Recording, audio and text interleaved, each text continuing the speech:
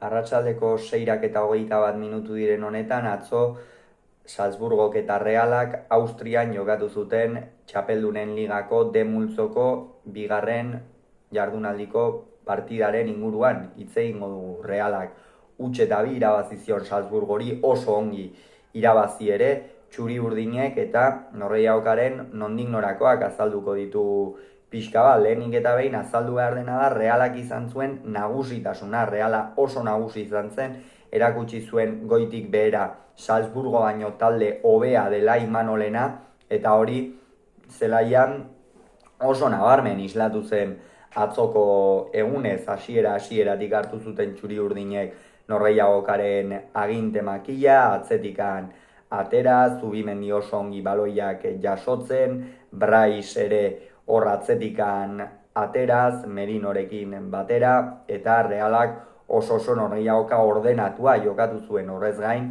bi aldaketa egin zituen Imanolek, bat derrigor egindakoa, Kieran Tierney mina hartu zuen larunbateko derbian, eta horren ondorio Zaien Muñozek jokatu zuen aurrekoa atzo Salzburgoren aurka, eta badirudi denbora luzez ere haien arituko dela ezkerregal horretatik, gero hitz egingo dugu haienen inguruan sakonago.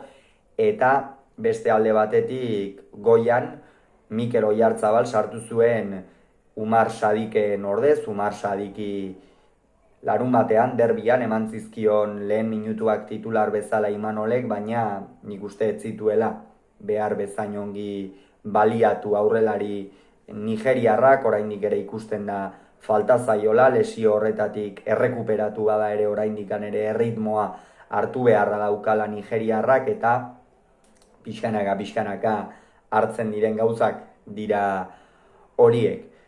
Horiek esan da, gero aipatu behar da Salzburgok ere oso talde gaztea, baina sendoa zuela, ez? Batez defensa naiz eta nahiko bigun aritu ziren, eta ikusi zen, ez? Atzealdean oso bigun, zulo asko utzi zituzten, eta Realak horiek bikain baliatu zituen, eta gainera Realak nagusi izan da, erraztasun handiagoa izan zuen horiek bilatzeko. Hala eta guztiz ere, huts eta biko horren ostean Salzburgok hortzaka jarraitu zuen Realari min egin nahian, baina Imanolenak ez ziren urduri jarri, sendo aritu ziren eurenean jokatzen, eta beste behin ere Takekugok eta Ander Barrenetxeak euren egaletatik min handia egin zuten, eta horren ondorioz Salzburgoko atzealdeari burua uste handiak sortu zizkioten. Bi gol izan ziren, egia da bakarrik, baina lau ere izan zitezkela esango nuke, izan zitezkeen bezala noski. Salzburgoren beste bi hauek ere aukerak izan baitzituzten. Azkenean Txapeldunen Ligan atzo ikusi genuen, naiz eta Realak Europan erakutsi duen beste pauso bat eman duela Interren aurkako norgehiagoka horren ondoren, eta atzo Austrian Salzburgoren aurkako norgehiagoka horren ondoren, baina Championsa da, eta hor ez du inor barkatzen, hor denek jokatzen dute, denek daukate prestakuntza fisiko ikeragarria, denek mugitzen dute baloia bizitasun ikeragarriarekin, eta horri aurre egiten ere jakin behar da. Realak jakin zuen atzo, baloi gabe ere jokatzen, atzealdean sendo ibiltzen, Salzburgok bigarren zatian egin zituen aldaketen aurrean, eta horregatikan eskuratu zuen garaipena. Esan dugu, Tierniren ordez Haien Muñoz atera zela, eta haienen inguruan hitz egin behar dugu. Haien jokalari horietako bat da, non ateratzen duzunean badakizula bete egingo dizula, eta atzokoan ere horixe egin zuen Etxauriarrak. Sekulako partida atera zuen,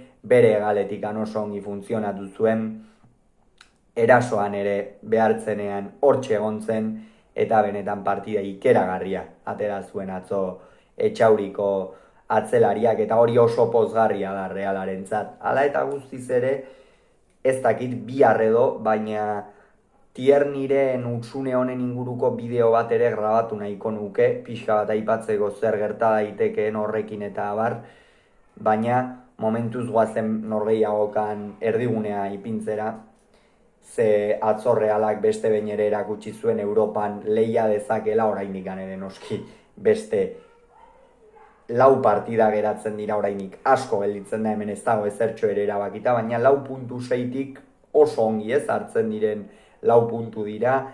Interrek ere irabazi egin zion atzo Benficari bat eta huts, baina golabera dela eta Reala lider izango litzake une honetan, eta albiste hori ere ona da Interrek Benficari irabazi izana, horrek esan nahi duelako Realak une honetan urrengo norgehiagoka jokatuko duen Benficarekiko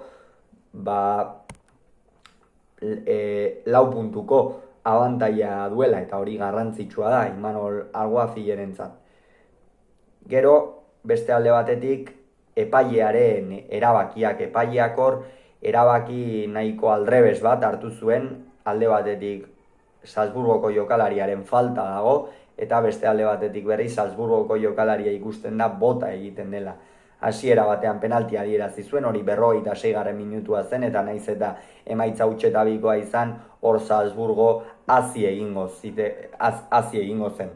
Penaltia adierazi izan hazi egingo zen, eta Realako ikusiko genuenea nola erantzuten zion kontua kontu epaileak azkenean barraren laguntzarekin erabakia aldatu zuen, eta hortikan aurrera etzen inongo arazorik edo kezkarik izan talde txuri urdinean. Hauxe beraz, albiste oso onak datozkigu zalantzari gabe Realaren aldetik Europan, beste 3 puntu, Txapeldunen ligan gainera 20 urteren ostean garaipen bat eskuratu dute txuri urdinen multzo fasean, hori ere aipatzekoa, eta aipatzekoa noski Imanol Alguazil egiten ari den lana beste behin ere. Denboraldia luzea da, hemen jarraituko dugu, ahalik eta gehien Realaren aktualitatearen inguruan hizketan.